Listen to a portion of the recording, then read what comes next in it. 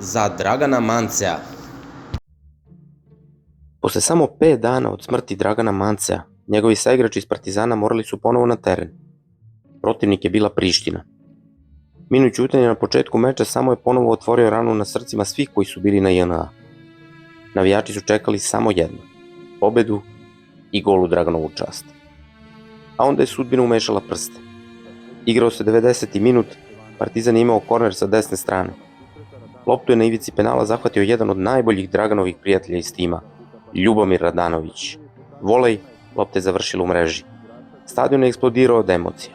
Radanović je gol proslavio klizanjem na kolenima po travi, baš onako kako je to uvek radio Mance. Saigrači su ga opkolili i svi zajedno zaplakali. Delovalo je kao da čitav stadion tada lije suze ponešen ovim emotivnim trenutkom. Mance je mogao da počiva u miru. Njegovi grobari ispratili su ga na način kakav zaslužuje.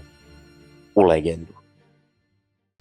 Ako vam se dopao ovaj video, kliknite share, like, subscribe.